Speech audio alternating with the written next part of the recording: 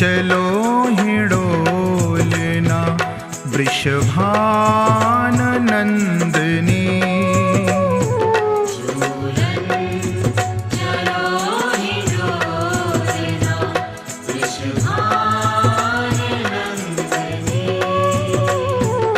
झूलन चलो हिडोलना वृषभाननंदनी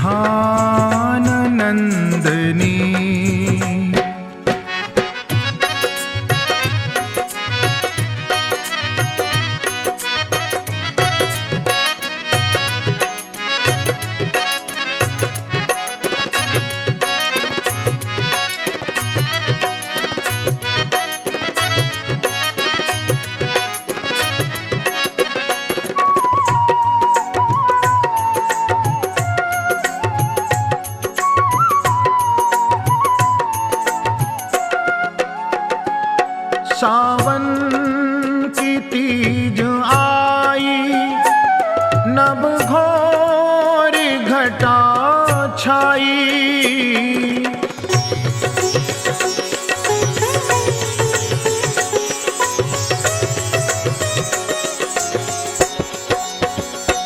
सावन की तीज आई नभ घोर घटा छाई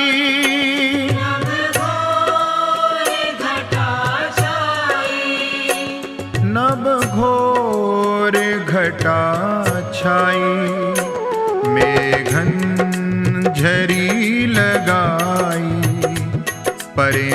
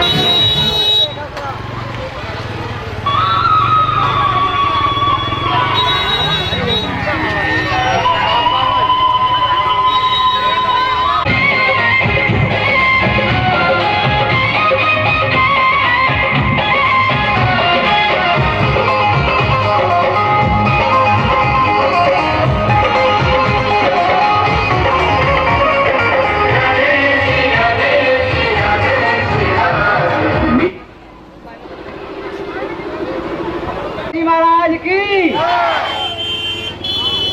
सभी तालियों के साथ भैया मैया जय भैया बोलो गिरिराज जी महाराज की राधे राधे श्याम कुटी पे राधे राधे पूरा मधुबन में राधे राधे राधे राधे अंदर 86 को भी राधे राधे चंदा भाई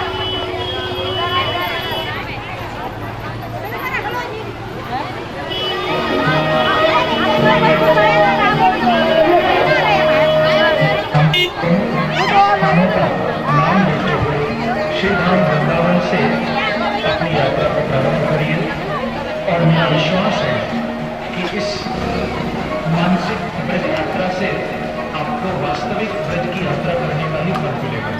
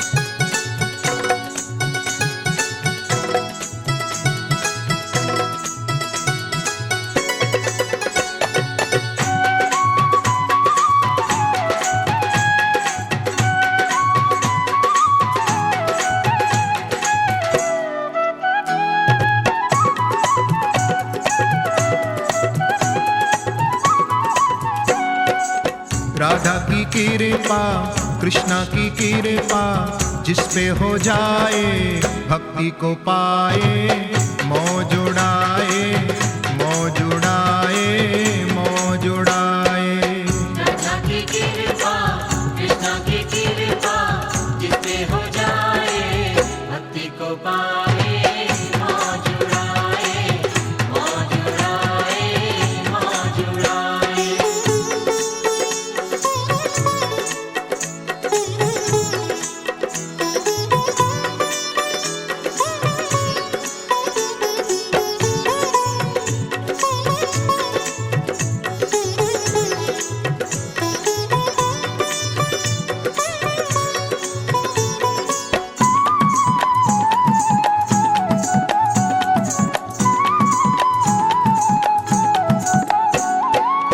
चाहे किसी देश में हो चाहे किसी भेष में हो चाहे किस देश में हो चाहे किसी देश में हो चाहे किसी परिवेश में हो। राधा की कृपा कृष्णा की कृपा जिस पे हो जाए भक्ति को पाए मौज उड़ाए मौज उड़ाए मौज उड़ाए। राधा की कृपा कृष्णा की कृपा जिससे हो जाए भक्ति को पाए मौज उड़ाए मौज उड़ाए मौज उड़ाए।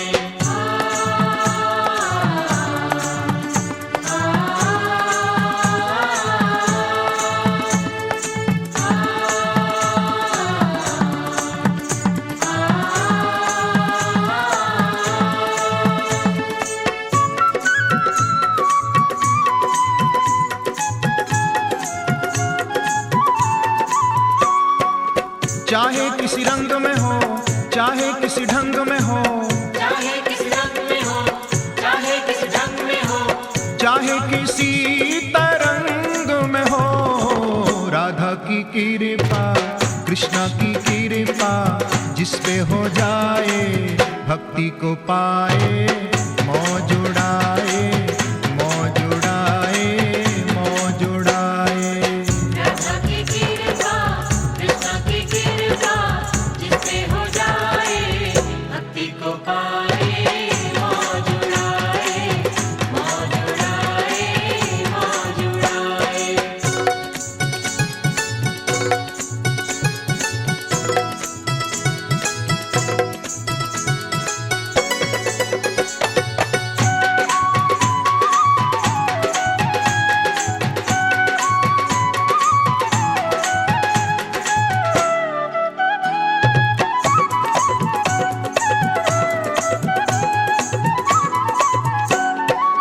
चाहे वो घर में हो चाहे वो वन में हो चाहे वो घर में हो चाहे वो वन में हो चाहे किसी उलझन में हो राधा की कृपा कृष्णा की कृपा जिस पे हो जाए भक्ति को पाए मौज उड़ाए मौज उड़ाए मौज उड़ाए।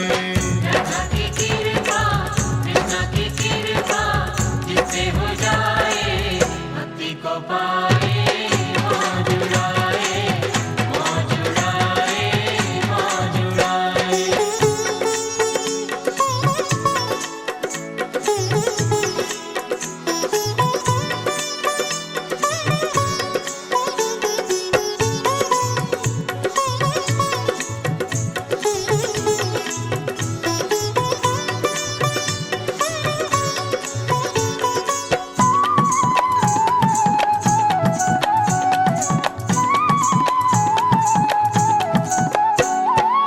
चाहे अमीर हो चाहे गरीब हो चाहे अमीर हो चाहे गरीब हो चाहे बिगड़ी तकदीर हो राधा की कृपा कृष्णा की कृपा जिस पे हो जाए भक्ति को पाए मौज उड़ाए मौज उड़ाए मौज उड़ाए।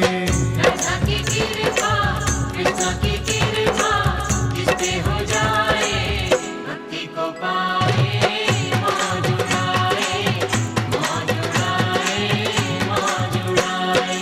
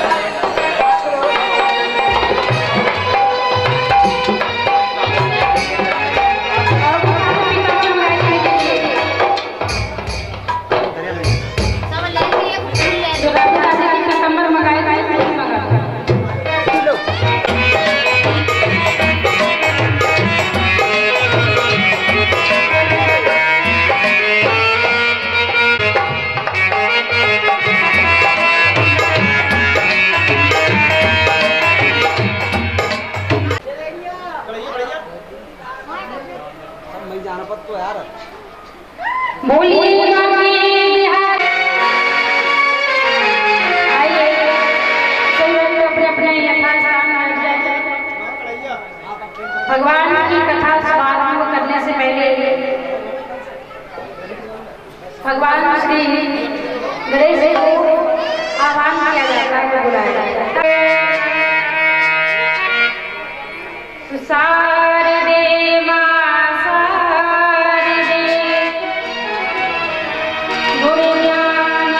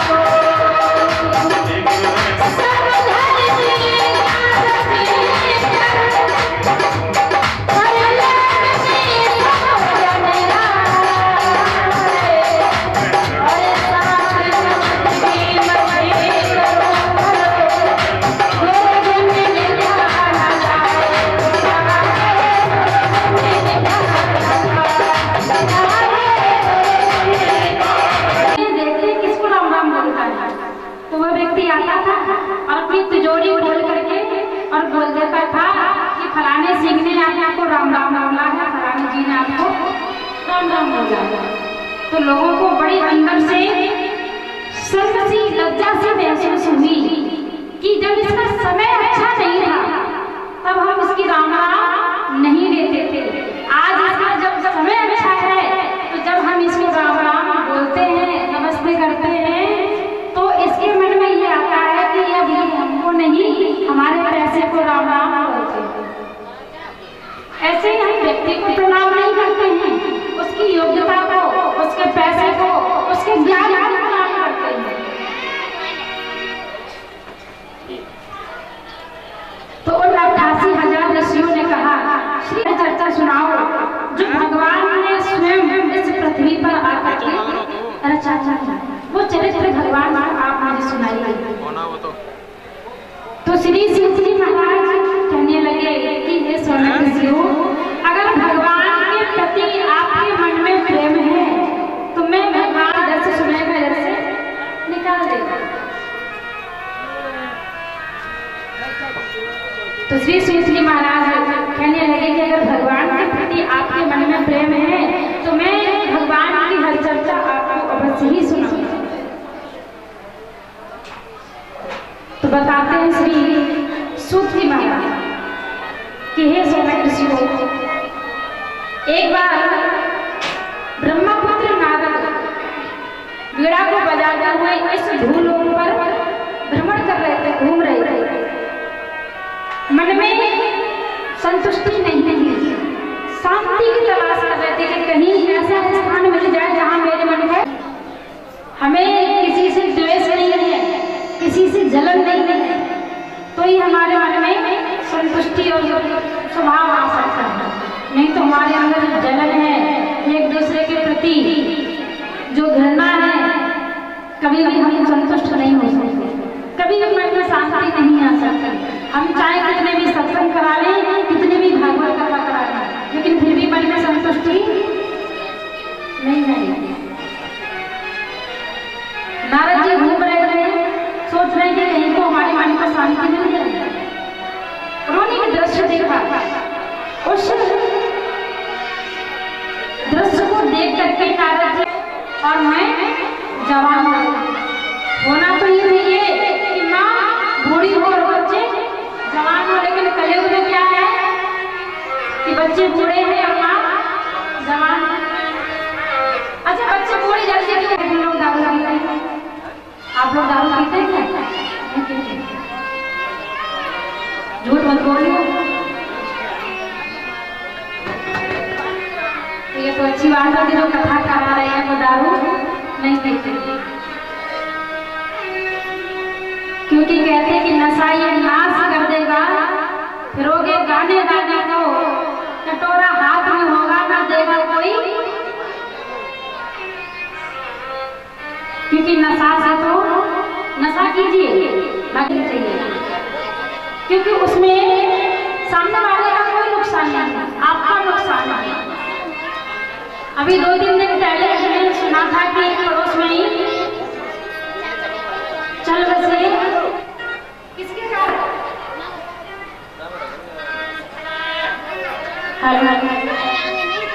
किसके कारण, क्या उनकी उम्र थी जानता की नहीं थी ना, लेकिन फिर भी उन्होंने दारू का साथ पकड़ लिया, और दारू का जब साथ पकड़ लिया तो दारू छोड़ने वाली नहीं थी, तो साथ में ही लेकर के गए। अच्छा, नुकसान किसका हुआ? उनके स्वयं का हुआ। अपने माता पिताओं की हो। आइए बड़ा ही सुंदर सा भजन है, अब हम सभी बोलेंगे ताली बाजी से सुना। पापी मन करे भजन, हम अपने मन को पापी क्यों बताते हैं? पापी क्यों बताते हैं? क्योंकि जब भी हमारा मन होता है, यानी हमारे अंदर से जो आत्मा चाहती है कि हम अच्छा काम करें, किसी सत्संग में बैठे, भागवत कथा में बैठे, तो कभी कभी जब मन है ना वो विचलित कर देता है, कह रहे आज नहीं तो कल बैठेंगे, आज नहीं तो कल भजन कर लेंगे, मतलब समय पर आता है।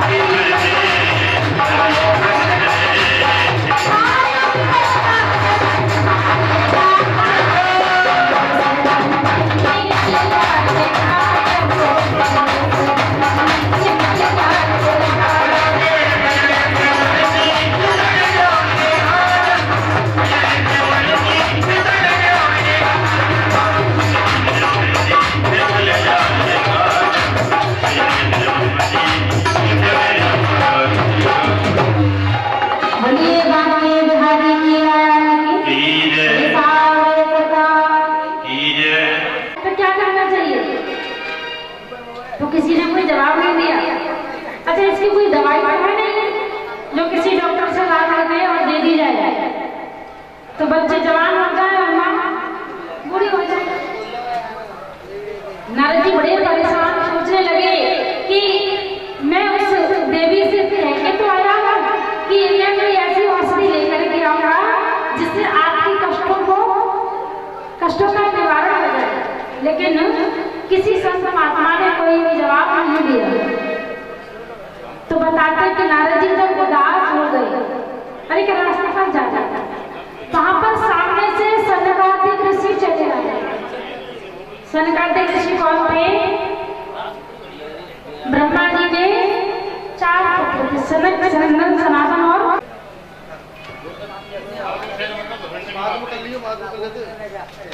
जय श्री राम। बोलिए बाबा बिहारी लाल की। तो नारद जी कहने लगे कि मुझे तो ज्ञान है नहीं श्रीमद् भागवत कथा का, तो आपसे निवेदन करते हैं कि आप ही श्रीमद् भागवत कथा का ज्ञान, श्रीमद् भागवत कथा का स्वागत आप ही कराइए, क्योंकि मुझे तो नहीं मालूम है। नारद जी को ज्ञान कब हुआ था जब उन्होंने कथा सुनी थी? अच्छा, सुनने से पहले नहीं मालूम। ऐसे हम सब लोग होते हैं, अगर कोई चीज का हम कदम रख रहे हैं, क्या पहले से मालूम होगा? जब तक हम उस चीज को प्रयोग नहीं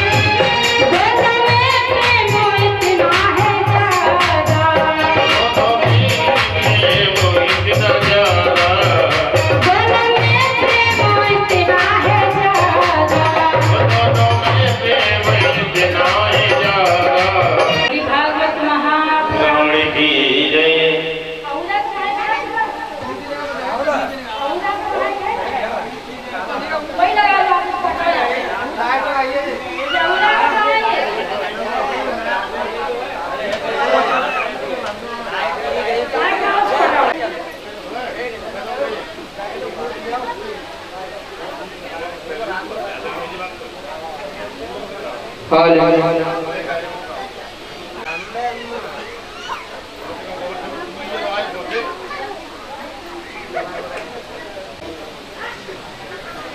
जो कल आपको कथा श्रवण कराई थी, जो कथा हमने सुनाई थी आपको, आपने सुनी थी, वो कहाँ तक आपने कथा सुनी और कौन सी कथा सुनी थी? अभी तो सिर्फ एक दिन हुआ है, कल ही तो सुनाई थी, आज भूल गए आप? भूल गए कि नहीं?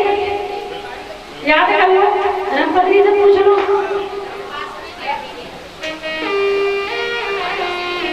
वो बता तो रही है लेकिन समझ में ना आया तो निकल गई।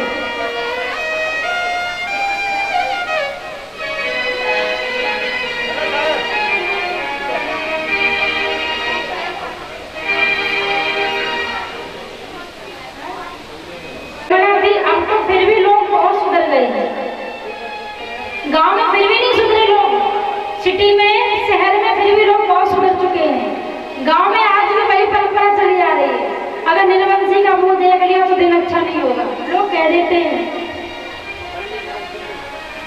जिसकी संतान नहीं है तो लोग ताने भी मारते हैं। एक बात सुनिए, औलाद हो जाए इंसान फिर भी दुखी और ना हो फिर भी दुखी है कि नहीं है? औलाद ना हो इंसान इसलिए दुखी रहता है कि लोग उल्टा सीधा बोलते कि इनका तो वंश बढ़ाने वाला कोई नहीं है, निर्वंशी है। लोग मुंह पे नहीं बोलेंगे तो पीछे तो बोलती होंगी। और अगर औलाद हो जाए तो वही औलाद बड़ी होकर के जब माँ बाप को कष्ट दे सताए तब भी इंसान दुखी है, दोनों ही प्रकार से दुखी है। संतान हो जाए फिर भी दुखी और ना हो फिर भी दुखी, दुखी तो है ये औलाद से, है कि नहीं है? दरबार सकते कि नहीं? लेकिन फिर भी कोई टेंशन नहीं लेते किसी प्रकार की।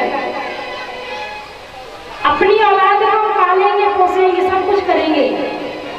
अगर आपने बचपन से ही अपने बच्चों को वो शिक्षा दी तो आपका बुढ़ापा बहुत अच्छा कटेगा। और आपने बचपन से ही लगाम ढीली कर दी ना तो बुढ़ापा बहुत कठिन कटेगा आपका। बच्चों को चलाना किसके हाथ में होता है? माँ बाप के हाथ में। आप सोचो कि माता ज्यादातर देखती है, माता का अधिकार सिर्फ घर तक होता है, बाहर का अधिकार किसका है? पिता का है। अगर आपका जवान लड़का घर से बाहर रहे और आप अगर पूछे कि कहाँ थे तुम, तो लड़का क्या जवाब देता है? कहीं नहीं। कहीं नहीं का मतलब भले ही वो बाहर रहे फिर भी क्या कहता है? कहीं नहीं, यहीं थे। आप विश्वास कर लेते हो, उस बात पर आप विश्वास ना करके आप उस बात की छानबीन करो कि सत्य बोल रहा है या असत्य। लेकिन हम नहीं करते ऐसा कर, बोलते सोचते हैं लड़का है, कोई फर्क नहीं पड़ता। धीरे धीरे बिगड़ने के जो लक्षण होते हैं ना, शुरुआत हो जाती है। और उनको सुधारेगा कौन? कोई पड़ोसी नहीं सुधारेंगे। जिनका बेटा होगा, जिनकी बेटी होगी, जो माँ बाप होंगे उनकी वही सुधारेंगे, वही कहेंगे।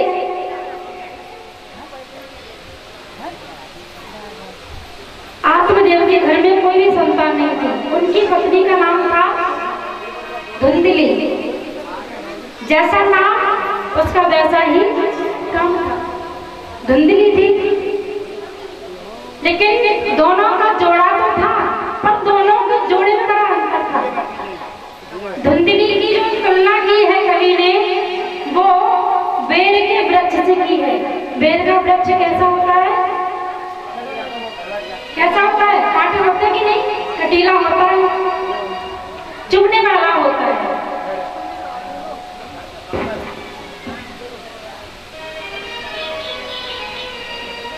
और आत्मदेव की तुलना कैसे की? आत्मदेव ने तुलना की है केले के वृक्ष से। जो केले का पेड़ होता है कैसा होता है? किसी भी प्रकार का कोई कांटा नहीं होता है, बिल्कुल सिंपल होता है, सरल स्वभाव का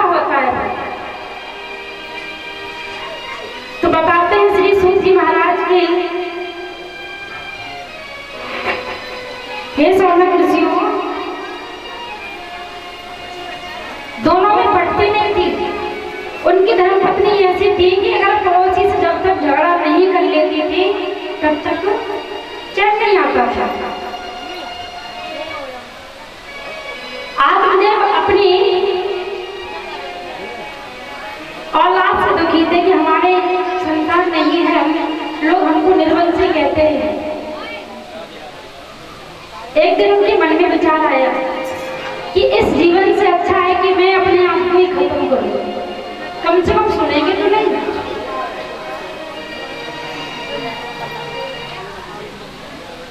तो आत्मदेव जो थे वो एक दिन अपने आप को खत्म करने के लिए, मारने के लिए वो एक जंगल में पहुंचे और वहां पर देव योग से एक संत जी मिल गए। संत उन्हीं को ही मिलते हैं जो भगवान से जुड़े होते हैं। और अगर हमें संतों के दर्शन हो जाए और संतों से मुलाकात हो जाए तो समझ लीजिए आपको भगवान ऐसे ही मिलेंगे। जब तक ईश्वर की कृपा नहीं होगी तब तक संत नहीं मिलेंगे, और जब तक संतों की कृपा नहीं होगी तब तक ईश्वर नहीं मिलेगा। दोनों ही जब कृपा करते हैं तब ईश्वर की प्राप्ति होती है। अच्छा, हम लोग कहते हैं कि भगवान है, माता पिता ही हमारे भगवान होते हैं, लेकिन हम ये बात नहीं सोचते।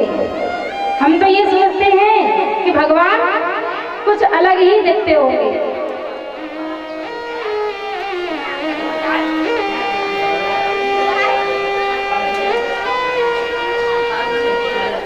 बताते हैं श्री सूत जी महाराज की है सौनक ऋषियों, जब आत्मदेव को देखा संत जी ने तो आत्मदेव से पूछने लगे, महाराज आप एक राजा मालूम करते हो और इस जंगल में भटक रहे हो। तो आत्मदेव ने जवाब दिया कि महाराज मेरे घर में संतान नहीं है और लोग मुझे निर्वंशी कहते हैं, और ये बात मुझसे सुनी नहीं जाती। अगर लोग मेरा चेहरा देख ले तो सोचते हैं कि आज मेरा दिन बेकार जाएगा।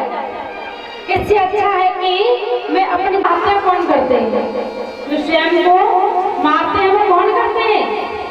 बुजदिल होते हैं, जो बुजदिल होते हैं वही आत्महत्या करते हैं। जिनको संसार से लड़ने की ताकत नहीं होती है वो आत्महत्या करते हैं। अच्छा, जीवन लेने का अधिकार किसका है? हमारा है या ईश्वर का है? जिसने जीवन दिया है अधिकार उसका ही है। हमारा कोई अधिकार नहीं है अपने स्वयं के जीवन को खत्म करने का, कोई अधिकार नहीं है।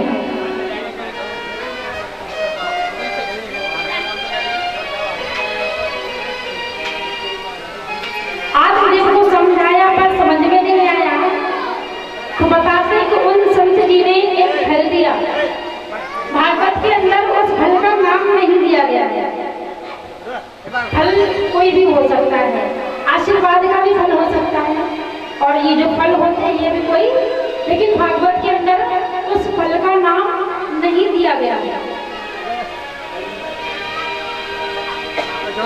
बताते हैं श्री सूत जी महाराज की है सौनक ऋषियों, जब उन संत जी ने फल दिया कि आत्मदेव अगर ये फल ले जा करके आप अपनी पत्नी को खिला दोगे तो ईश्वर की कृपा से आपके घर में संतान अवश्य ही जन्म लेगी, आपका वंश आगे बढ़ेगा।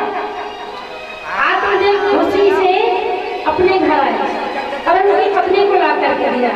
अच्छा, धुंधली जो थी वो संतान पैदा करना नहीं चाहती थी। क्यों नहीं चाहती थी? कि उसकी जो सुंदरता है उस सुंदरता पर असर पड़ेगा, उसकी सुंदरता बिगड़ जाएगी।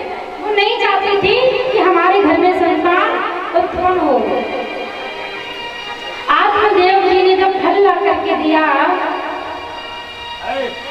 और धुंधली से कहा कि आप ये फल अगर खाओगी तो संतों की कृपा से, ईश्वर की कृपा से हमारे घर में हमारा वंश बढ़ाने वाला अवश्य ही उत्पन्न होगा। अब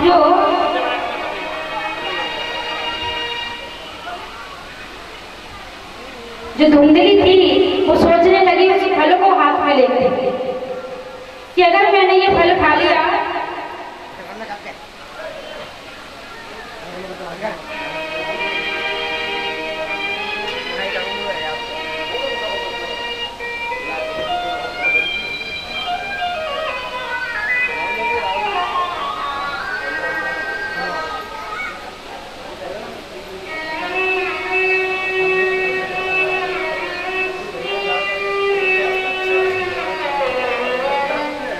अब धुंधली सोच रही है कि अगर मैंने ये फल खा लिया तो मेरे गर्भ रह जाएगा, अगर गर्भ रह गया तो संतान जन्म लेगी बिना माला नहीं कर सकते। माला का ही कारण क्या है, माला ही क्यों करते हैं?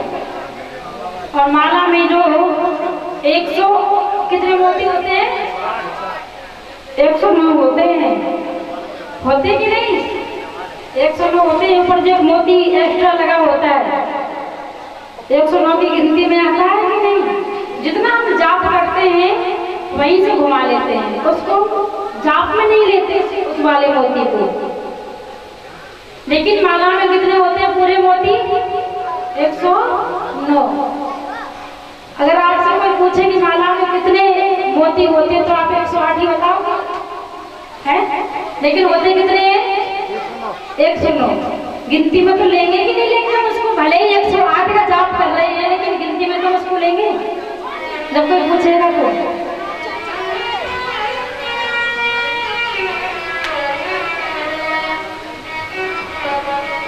अच्छा ये बताओ, माला तो ले ली, सिर्फ 7 दिन तक ही जाप करोगे कि आगे भी करते रहोगे? मैं 7 ही दिन तक जी माला का होगा गंगा जी में कि प्रभु एक बात बताओ, आपका भजन कब करना चाहिए? तो भगवान ने कहा कि एक घड़ी में कितने घंटे होते हैं? कितने होते हैं महाराज? एक घड़ी में 24 होते हैं। घड़ी को अगर आप देखोगे दिन और रात मिलाकर के जोड़ोगे तो कितने हो गए? 24 घंटे। तो भगवान ने कहा 24 घंटे करना चाहिए। अब भक्त कहता है प्रभु 24 घंटे तो बहुत ज्यादा है। तो बोले कोई बात नहीं, आधे कर दो। बोले कितने हो गए? 12 घंटे। 12 घंटे तो कर सकते हो। बोले प्रभु ये तो बहुत ज्यादा है 12 घंटे। बोले कोई बात नहीं, 12 घंटे अगर ज्यादा है तो आप इसमें से भी आधे कर दो। कितने हो गए? 6 घंटे हो गए। बोले 6 घंटे तो कर सकते हो ना? बोले प्रभु 6 घंटे भी, 6 घंटे में बहुत कुछ काम कर लेंगे, अगर 6 घंटे हम भजन में बैठ गए तो हमारा काम बिगड़ जाएगा। बोले कोई बात नहीं, 6 में से भी आप आधे कर दो, 3 घंटे कर सकते हैं। बोले प्रभु 3 घंटे में हमारे पैरों में दर्द होने लगेगा, 3 घंटे की तुम्हारी औकात ही नहीं। बोले फिर? बोले 3 में से भी आधे कर दो। अब कितने हो गए महाराज? 3 में से भी आधे कर दो, 1.5 रह गए। बोले 1.5 घंटा कर सकते हो? बोले 1.5 घंटा, 1.5 घंटा भी प्रभु बहुत ज्यादा है। अगर व्यक्ति को किसी की बुराई करने के लिए बैठा दिया जाए 4 घंटे के लिए, 4 घंटे भी उसके लिए कम मालूम पड़ेगा, है ना? कम मालूम पड़ेंगे, ये मजा नहीं आया, 4 घंटे बहुत कम है। अगर किसी में झगड़ा हो रहा हो और देखने के लिए उसको खड़ा कर दिया जाए और 2 घंटे से 6 घंटे से लड़ाई खूब होती रहे, फिर भी वो समय उनके लिए देखने वालों के लिए बहुत कम मालूम है कि समय बड़ा कम है और भजन के लिए ज्यादा है। बोले 1.5 घंटा कर सकते हो? बोले 1.5 घंटा ही बहुत ज्यादा है। एक काम कीजिए, आप 1.5 में से भी आधे कर दो। कितने बचे? 45 मिनट बचे, है ना? बोले 45 मिनट कर सकते हो? बोले प्रभु 45 मिनट भी बहुत ज्यादा है। तो बोले कोई बात नहीं, आप पूरे दिन काम करो, जब रात्रि में सोने का समय हो, खाना पीना खाने के बाद जब आपके सर के नीचे तकिया आ जाए ना, उस समय 5 मिनट तो कर सकते हो, उस समय पर तो वही काम नहीं होता है। बोले हाथ कर सकते हैं। तो लोगों के पास इतना समय नहीं है कि हम थोड़ा सा समय, पूरा दिन नहीं, 24 घंटे नहीं, 12 घंटे नहीं, बस 5 मिनट में तो बहुत कुछ हो सकता है कि नहीं? लेकिन करे कौन? किसको टाइम है? लड़ाई झगड़ा करने का खूब टाइम है, पर ईश्वर से जुड़ने का टाइम नहीं है। लोग हर चीज की तैयारी करते हैं। जब हम लोग कहीं जाते हैं तो पहले से तैयारी करने लग जाते हैं, 1 दिन पहले से करते हैं। अच्छा, मरने की तैयारी कोई करता है क्या? मरने की तैयारी कोई नहीं करता है क्या? कि फलानी तारीख को हम, कोई नहीं करता, किसी को पता ही नहीं है। अगर ये बात किसी को मालूम हो ना, फिर तो बात ही अलग हो जाए। इसलिए एक एक पल हमारे लिए बहुत मूल्यवान है, एक एक पल।